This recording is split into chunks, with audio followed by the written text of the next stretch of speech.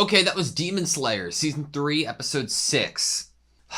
Any thoughts on how Genya is what he is? Like how it came to be? My best guess is that because the mom was turned into a demon and obviously had some of Muzan's blood, and he had an open wound and was holding his mom, that somehow blood was transferred but not fully, maybe because of the family relation or the amount, and that was what led him to be able to have the abilities he does.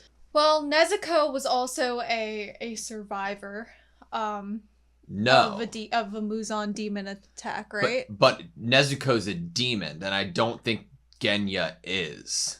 I think Genya's like half a demon, where Nezuko's a full demon. Which I don't even know how that's even possible, but like it does seem to be that way with the fact that Genya goes back to like normal. Yeah. Unless very, very wounded. That's what makes me feel like it had to be like a smaller amount of blood or something to do with the familial connection, or like we did see him holding the mom. Yeah, I wasn't expecting, but like it'd be hard to believe that his big brother wouldn't also possibly have a wound from fighting off the mom as well. But the big brother wasn't holding the mom. That's the only like... Tackled her out of the window. Yeah, I know, but like in that final like sequence, you know? Nothing is enough evidence for me to have any sort of theory of how or why Genya is the way that he is, or how... Why his mom was became a demon or turned into a demon.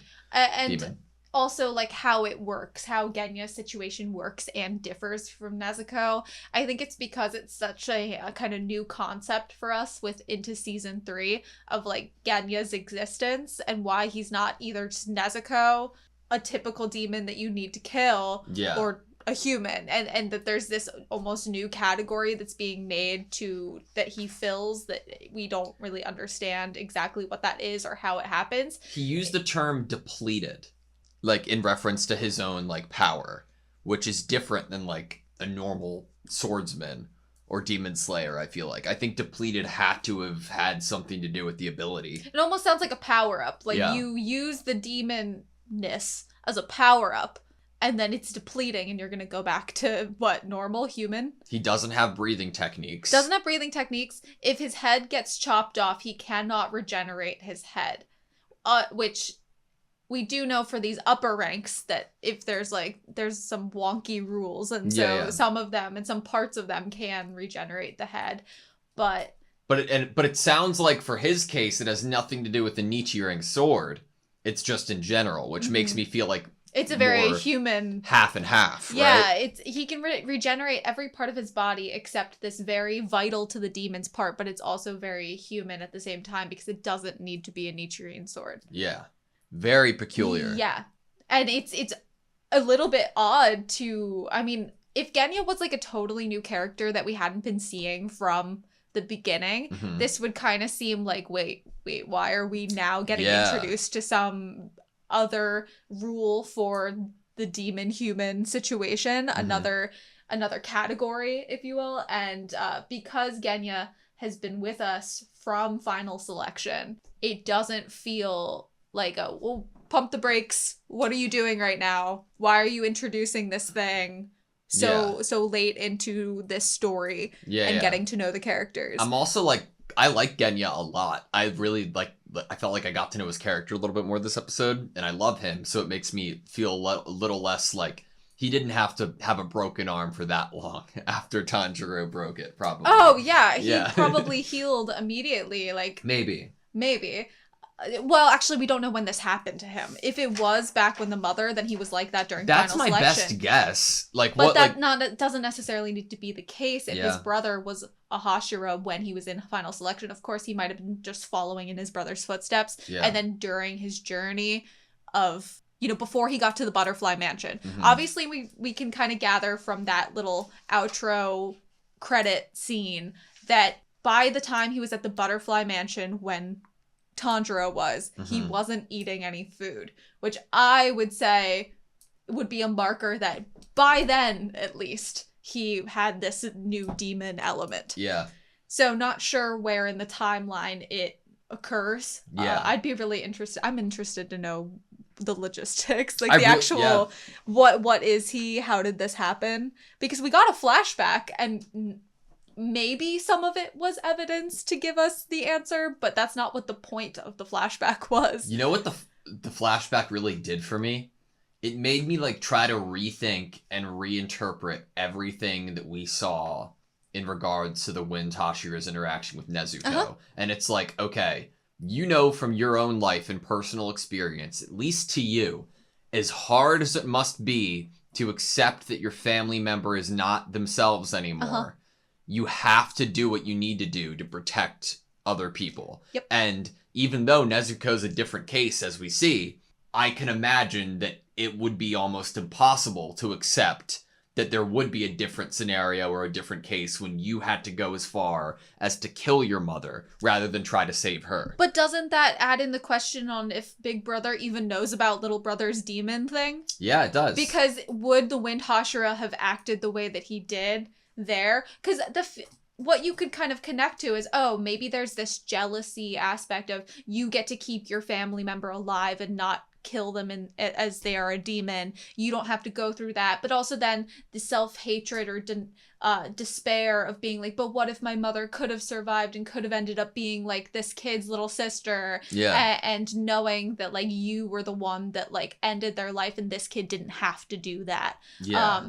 So there's all those elements, but then they get called into question in the timeline of when Genya's happening would have happened to him of, you know, I feel like the Big Brother possibly would have acted different if he knew that he also had a similar situation in his own little brother. But possibly. But it could be, I have a little brother who I also don't accept or want to be a Hashira or a Demon Slayer. Maybe if it's for protection or not, right? But maybe it's, okay, I know somebody and I still don't accept them fully, and they are much more in control of their form and their like demon abilities than your sister would be. She's lost. She's like a... But it's like not accepting the whole like denouncing of the family member, not accepting him to Genya to be a Hashira. I don't believe that would be the actual full story or reason for his actions, the Big Brother's actions, the Wind Hashira. It seems like it could possibly just be more like, I'm trying to protect you. Yeah. As I was the one that killed mom when she became a demon and protected the family, and you denounced me for it. Yeah. I'm going to create even more distance between us and just be the one that continues to get their hands dirty and get things done. I wonder, like, I feel like when we inevitably get to learn a little bit more about the Wind Hashira himself, we might see a different turn to, like, we might see the full turn of events that actually occurred on that night. I think it's like, remember when Tanjiro was finding out about demons and how they worked within this world? It seemed like the Wind Hashira already knew, like, some base knowledge. Like, okay, we, like, outside in the sunlight, that maybe could help here and defeat her. Or, like, I felt like... Possibly, or it was just more trying to get the mother away from the True. house with the kids as far as possible. And that's just where they ended up, and the fact that the sunlight was coming up. I find it interesting to think about the fact that the mother came home to the door.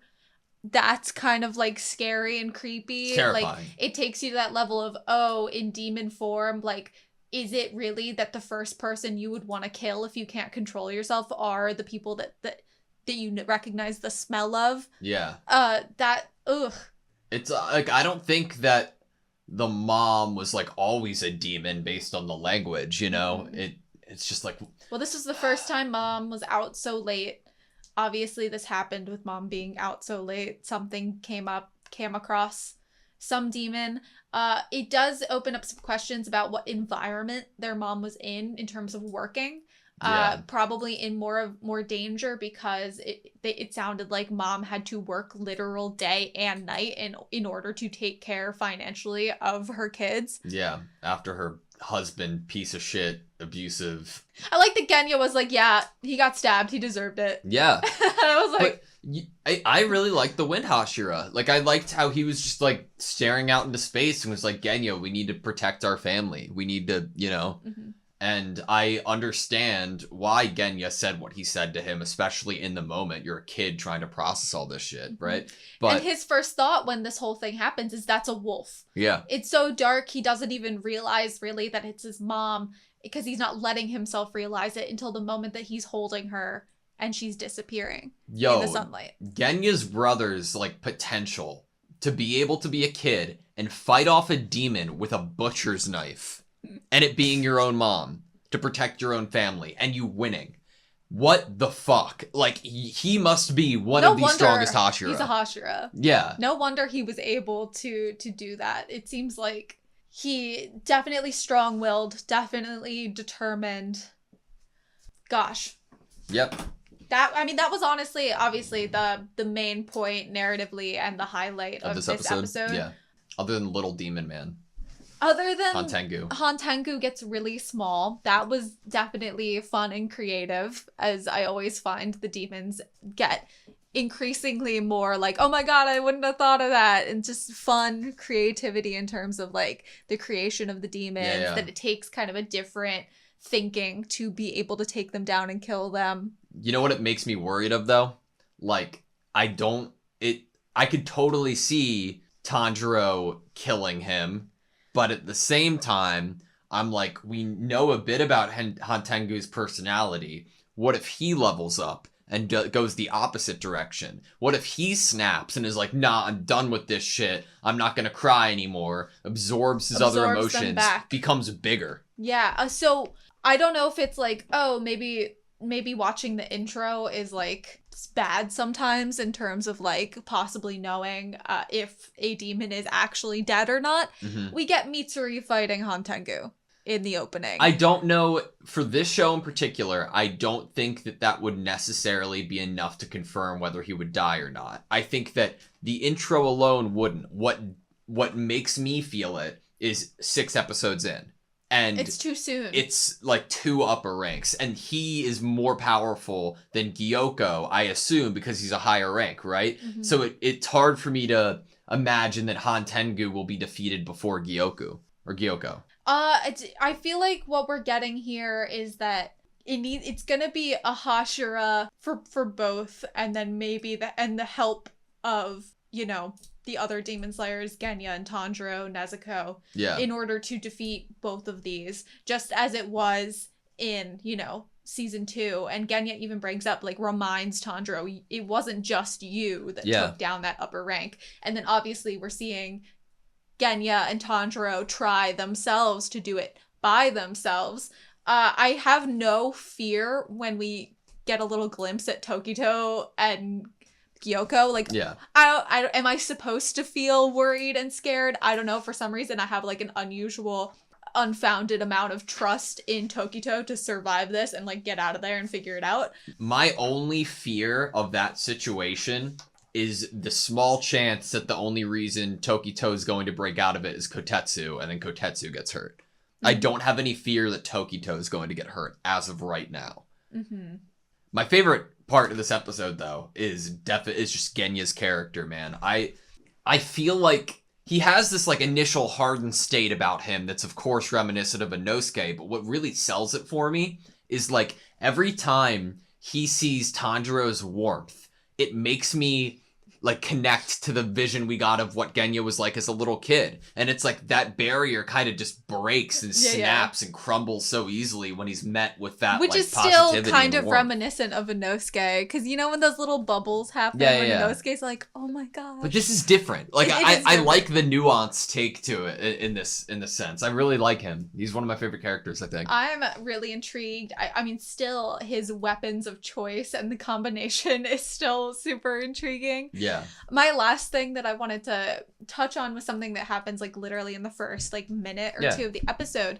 I was like, whoa, when we hear the demons, Hantengu's emotions, discuss kind of almost like they're impressed with Tanjiro. Oh, he's kind of nice, though. They were like, he can adapt himself in combat. He excels like on the brink of death in combat. Like they were like impressed by him and like worried by him a little bit. Like they were pointing out like this. They were like, this kid's talented, you know, which is like I was like, wow, thank you. It does worry me in regards to, like, the future. Because if these two die, or at least that knowledge is consumed and Muzan can get a hold of it, I feel like they are going to do their best to wipe Tanjiro out if they can see his potential growing even further. You know what I mean? Mm-hmm. They're going to be like, we cannot let him get stronger. We can't let him get stronger. I was surprised in this episode that the sword stayed red.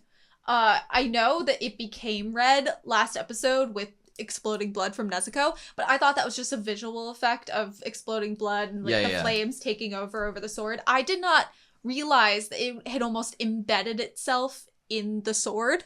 Well, there were a couple moments, and it could just be the animation of the lighting, like in this episode, yeah. In this moment, in this episode, that it looked like only part of it was red, and the rest was returning to black. So I don't know if that was just like a visual thing or not, but I understand what you mean with it was still red after the blood which I did not expect when we got that kind of overlap of Tanjiro and this other swordsman. Yeah, and I was like, oh, it's a red sword just like him, but not like literally the same situation. Yeah, I am fearing that after this, like, I'm excited for it, but we're not going to go to Akaza next. I think that because, like, it's kind of been a perfect path for Tanjiro, right? Like, in who he defeats and how it continuously gets, like, higher and higher ranked. Gyoku and Huntengu are 5 and 4, and then 3 would be Akaza, but that would just be another stepping stone. I think Muzan would be like, no, we're not fucking around anymore. Kukushiba's gonna go, or Doma. We're not gonna even risk him defeating another upper rank and then being pushed to a higher level. Or for a continuation of story, to make it go longer, maybe you have the Muzan pick some new lower ranks. Oh, lower ranks. Interesting. Or have some new replacement upper ranks or something. Yeah. Because if Muzan's worried about... So you're right. There's like 2 paths that Muzan can take. It's literally like, send my best man, because I'm not going to send myself because I'm a little bit scared of this boy. And have them just take care of it. Just nip it in the bud. But then if Muzan's a little scared of Tanjiro, then maybe he'd be like, maybe I should get some disposable pawns to hopefully take care of Tanjiro. Because it's like Muzan has an infinite amount of people that he can turn into demons to just kind of throw at Tanjiro. Yeah. And he might try to like waste a bunch of disposable pawns of demons and hope that there will be the casualty that Tanjiro will not survive, and maybe we can knock out a few more Hashira. Perhaps. But I think that I definitely inevitably want to see Tanjiro avenge Rengoku by killing Akaza, even though that Akaza's my favorite like, upper rank. I don't know. I have like so many mixed feelings in regards to Akaza. Yeah, a mixed feeling situation. Like, obviously, and I think that's what made Mugen Train like so successful emotionally, was that this show makes you feel things about the demons, like, other than being like, ugh, like, yeah, a hatred feeling or a disgust feeling, because we're following Tanjiro. And Tanjiro unlocks the memories of the past of these demons, and it makes you feel things for these murderers. And so without getting Tanjiro's kind of influence to unlock Akaza to us, Akaza was almost just introduced to us with this, like, uneasiness in me, the viewer, of being like, I don't feel like I hate you, even though you just killed Rengoku. Like, there was language, there was an attitude about Akaza. Now we're getting Akaza's interactions with the other upper ranks that kind of still makes him this, he stands apart from, like, a lot of the other... Right? For some reason, I can't quite put my finger on, like, what it is about Akaza that already has him in this category with these other demons that we've defeated and gotten flashbacks of. Yeah, he's like up to bat or something. Like, he's just like in like a different circle. He's in a different category, and I can't put my finger on how that was created. Like, was it the dialogue around him? I imagine that out of every single upper rank we have left, Akaza's backstory is going to be the most heart-wrenching. Just because of where he is right now. Like, compared to the other evil, like, sadistic... Yeah, it seems like some of the other upper ranks, maybe that's how and why he stands apart, because it seems like some of the other upper ranks have this attitude about them where I could totally believe that they wanted this. Yeah. And they like thrive in this, and maybe even in their human life they were bad people. Like, I could believe that for a lot of these upper ranks that we're now getting introduced to. So yeah, Akaza just for some reason is separate, and I can't quite put my finger on why. I feel like we always just get back to Akaza. Yeah. You know? Mm-hmm. You good? Yeah. Thank you guys so much for watching this video. Please like, comment, and subscribe, and we hope to see you next time.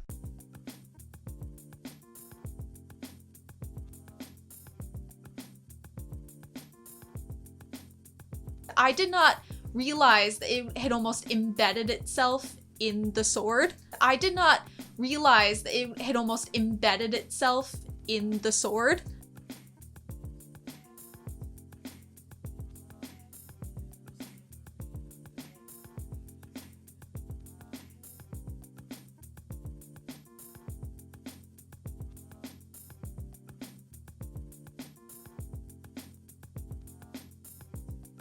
I did not realize that it had almost embedded itself. I did not realize that it had almost embedded itself